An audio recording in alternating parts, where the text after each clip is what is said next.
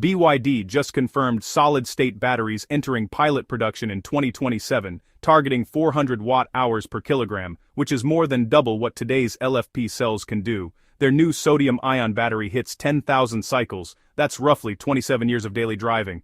Can any automaker on Earth even keep up? Right now, BYD controls its own batteries, factories, and supply chain end-to-end. No waiting on outside suppliers, no catching up. So, the real question is this the moment the competition officially falls behind for good? Let's dive right in.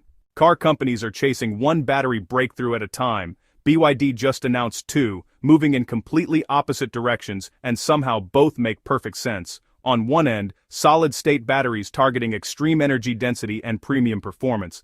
On the other, third-generation sodium-ion batteries built for ultra-low cost and extreme durability. Two completely different technologies, two completely different markets, one company developing both at the same time. So ask yourself honestly, when was the last time any single automaker pulled off something like this simultaneously? Because this isn't just a product announcement, this is BYD telling the entire industry exactly where it's going and daring anyone to keep up.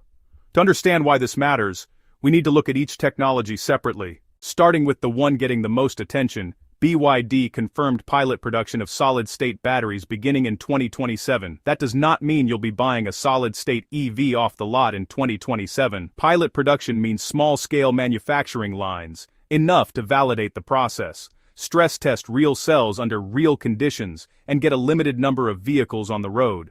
Broader commercial scaling is targeted closer to 2030. So, we're talking about a 3-year proving window between first cars and real volume. So, let's talk about solid-state chemistry and density for a moment. The fundamentals of solid-state batteries really come down to the materials chosen and, how densely they can pack energy into a given space. It's not just about swapping out one material for another.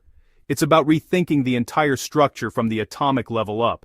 This is what enables higher safety, better longevity, and ultimately, a leap in performance that traditional lithium-ion designs just can't match. Now, the chemistry choice matters more than most people realize. BYD went with sulfide-based solid electrolytes. There are multiple solid-state approaches out there: oxide, polymer, halide, sulfide, and sulfide is widely regarded as the most ionically conductive of the group. Higher ionic conductivity simply means lithium ions move through the electrolyte faster and more freely.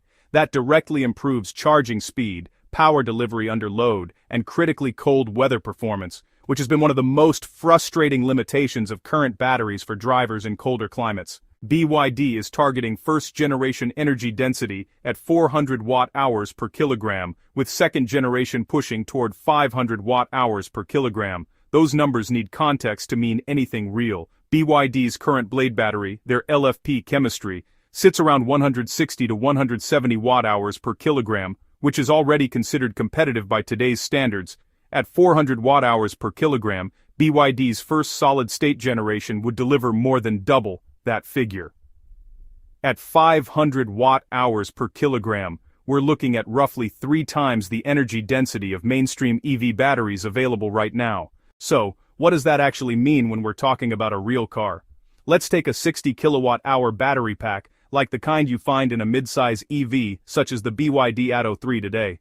That setup delivers roughly 400 to 450 kilometers of real-world range. Now, if you use the same 60 kilowatt-hour capacity but switch to a solid-state pack at 400 watt-hours per kilogram, the battery itself becomes dramatically lighter. And, less weight means better efficiency per kilometer. So the range improves not just from the new chemistry, but also because you're carrying less dead mass. If you push to 500 watt-hours per kilogram, a smaller, lighter pack could actually match or even exceed the range of today's largest battery configurations entirely. But here's the thing that, honestly, most coverage tends to skip over. Early solid-state batteries aren't going into affordable cars anytime soon. Not in 2027, not even close. BYD has been totally transparent about this. The cost per kilowatt-hour for early solid-state production is going to be significantly higher than what we see with current LFP batteries. Their own projection is that solid-state might reach cost parity with NMC, which is the premium tier of today's lithium-ion market, by around 2030. And even then, it could still be 25 to 30% more expensive than LFP at that point. Now, let's talk about sodium-ion and what it could mean for the market. Sodium-ion batteries are being positioned as a major disruptor, especially for affordable electric vehicles. They don't rely on the same raw materials as lithium-ion or solid-state, which could help sidestep some of the supply chain and cost issues we've been seeing. And while their energy density isn't quite as high yet, the rapid pace of development suggests that sodium-ion could close the gap faster than most people expect.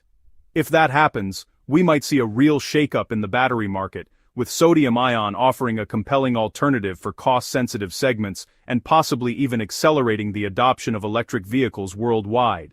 So, the roadmap is clear. Solid-state enters through high-end, low-volume performance vehicles first. That's the proving ground where manufacturing gets refined, yields improve, and costs start coming down. This is exactly how LFP played out. Once considered too limited for premium EVs, LFP now dominates most of BYD's mainstream lineup. The pattern in battery technology tends to repeat: expensive and exclusive first, then mainstream faster than anyone expects. Which brings us to the announcement that, honestly, might quietly be the more important one. While solid-state gets the headlines, BYD's third-generation sodium-ion battery may actually carry more immediate weight for the global EV market. The first is sodium dendrite formation. Dendrites are these microscopic metal spikes that grow inside a battery over repeated charge cycles. Over time, they pierce the internal separator and cause short circuits or outright cell failure. It's one of the primary reasons sodium-ion batteries have historically had shorter lifespans than lithium counterparts. The second problem is thermal instability. Sodium-ion cells have traditionally been difficult to manage at temperature extremes, limiting their reliability in real-world conditions. BYD claims both are solved, and the number they're putting behind that claim is 10,000 charge cycles. To put that in terms you can actually feel, if you fully cycled a battery once per day from completely dead to completely full, 10,000 cycles equals over 27 years of continuous use. Most drivers don't fully cycle daily, accounting for typical partial charges and top-ups. The real-world lifespan stretches even further. In practical terms, this battery will likely outlast every other component in the car.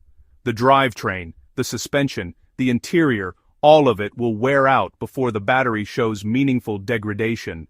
That single fact reshapes the used EV market entirely. Battery degradation has been one of the biggest psychological barriers to buying a second-hand electric vehicle. People worry about what the battery is worth 5 or 8 years in. A 10,000 cycle cell removes that concern so completely it almost becomes irrelevant. The battery stops being a liability in a resale conversation and becomes a selling point. On energy density, BYD hasn't released confirmed figures yet for this generation, but CATL's next-generation sodium-ion cell, the NAXRA, is confirmed at around 175 watt-hours per kilogram, comparable to modern LFP territory. It's reasonable to expect BYD sodium packs to land in a similar range. The energy density story isn't the headline here. The cost story is, sodium-ion chemistry eliminates lithium, nickel, and cobalt from the material stack entirely. Sodium is one of the most abundant elements on Earth. It's literally in seawater. CATL has previously indicated sodium pack costs could fall toward $19 per kilowatt-hour at scale. Current LFP battery packs sit around $60 per kilowatt-hour today. For a 50 kilowatt-hour battery pack, every $10 per kilowatt-hour reduction equals $500 off the vehicle's production cost. If sodium-ion reaches $20,000, EV is out of reach for most buyers. Southeast Asia, South Asia, Latin America, Africa. The math starts pointing toward a commercially viable, sub-$15,000 fully electric car within the next 5 years. That's not speculation, it's arithmetic. And it's the kind of number that rewrites EV adoption forecasts for most of the world. BYD doesn't just make cars, it manufactures its own batteries.